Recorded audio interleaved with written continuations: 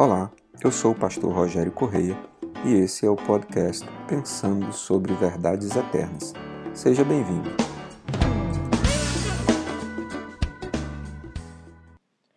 Muito bem, nós começamos uma caminhada nova, dessa vez na primeira carta de Paulo aos Coríntios, no capítulo de número 7, em que o apóstolo Paulo tenta responder a todos os questionamentos e todas as situações práticas que os cristãos da igreja de Corinto escreveram para ele, falando e perguntando e questionando sobre suas situações. Eles não eram judeus de nascença, não seguiam a lei desde que nasceram, tinham uma vida sexual desregrada, começavam a atividade sexual ainda enquanto crianças, porque esta era a cultura. Muitas vezes casavam, descasavam, casavam novamente, descasavam e casavam com outras pessoas, e isso para eles não era um problema cultural, porque a sociedade de Corinto suportava esses comportamentos com uma certa naturalidade. Aliás, muito do que nós vivemos hoje ainda são efeitos dessa cultura e desse pensamento grego a respeito da liberação da sexualidade. E então o apóstolo Paulo passa a ter uma grande responsabilidade de responder a todos esses irmãos com todas essas situações. Eu me converti, mas meu marido não. Eu me converti, mas minha esposa não. Como fica o nosso casamento? Eu não tenho problemas. Como fica? Devo permanecer casado? Eu tenho problemas. Devo permanecer casado? Eu não era casado e me converti, como eu faço agora? Devo casar? Não devo casar? Eu tenho um relacionamento que não é casamento, mas que tem envolvimento sexual, como fazer?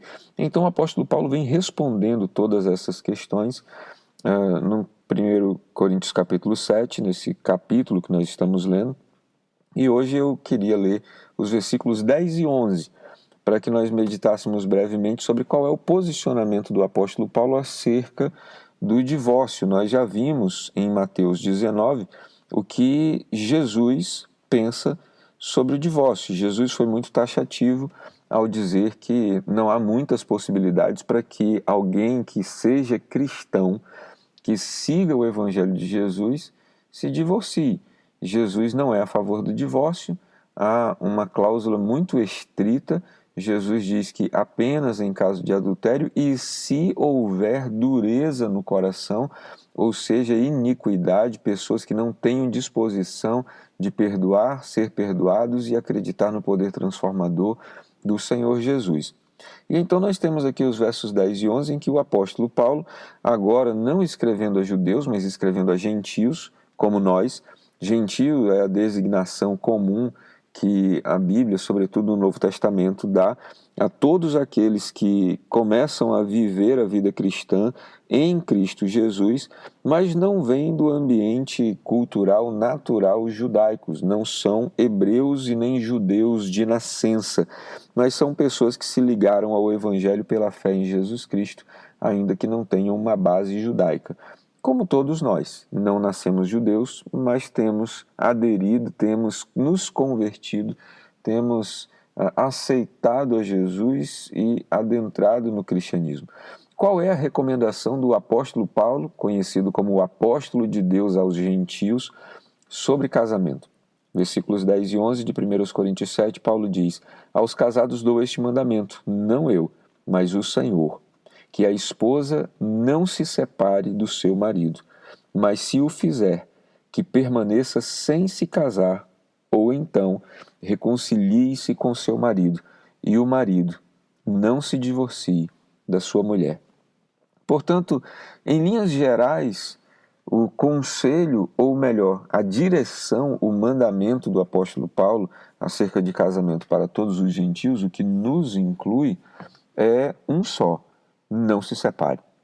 Não existe no Novo Testamento qualquer tipo de amparo aos pensamentos que nós temos ouvido hoje em dia, com uma certa falta de honestidade intelectual, honestidade teológica, honestidade bíblica, dizendo que essas palavras a respeito de divórcio são palavras que tinham um ambiente cultural e que podem ser relidas à luz da nossa cultura hoje e reinterpretadas. Em alguns momentos ao longo desse capítulo 7, Paulo vai dizer, digo, não por meio de uma revelação de Deus, mas eu mesmo, como nós vimos no podcast anterior, em que Paulo fala sobre isso, ele digo eu, não o Senhor, querendo dizer que é um conselho que ele dá, mas não é uma revelação, não é um mandamento de Deus, não é uma direção, sobretudo quando ele diz, eu gostaria muito que ninguém casasse, mas que se dedicassem somente ao Senhor. Ele diz, mas isso sou eu dizendo, esta é a minha preferência, isso não é um mandamento. Aqui, diferentemente disso, ele diz o Senhor e não eu. Portanto, ele está nos dizendo, isto é um mandamento. Ele começa dizendo aos casados, dou este mandamento. O mandamento tem expressão de lei de Deus, de ordem de Deus, de direção de Deus. E quando nós quebramos, nós estamos naturalmente nos colocando numa situação de oposição a Deus e a sua vontade. E o mandamento é muito simples. Em linhas gerais, ele diz a mulher não deve separar-se do seu marido e o marido não se divorcie da sua mulher. Ponto final. Ele diz, se porventura acontecer que permaneça sem se casar, ou então reconcilie-se com o marido. E talvez aqui residam os maiores problemas da nossa geração. A maioria das pessoas até não tem tanto problema quando a gente fala, olha, existem algumas dificuldades, alguns problemas que de fato impedem você de continuar casado. Todo mundo entende isso muito bem. Mas quando a gente diz, mas a Bíblia não autoriza você a casar de novo, porque não há espaço na direção, no mandamento, na legislação bíblica que diga que uma pessoa divorciada possa ou deva casar-se novamente, aqui é onde começam os problemas. Porque nós temos uma geração de pessoas muito amantes de si mesmas, pessoas autocentradas, pessoas cujo centro da sua vida são elas mesmas, seus sentimentos, suas emoções, e elas não suportam ficar sozinhas, ou por carência, ou por questões sexuais, ou simplesmente porque não conseguem conter seus próprios desejos, não conseguem dar um freio a si mesmos e, portanto, têm problema para obedecer os mandamentos. Mas o mandamento do Novo Testamento, tanto nas palavras de Jesus quanto nas palavras do apóstolo Paulo, são muito claros a respeito do casamento. Não há possibilidade de divórcio em casamento cristão.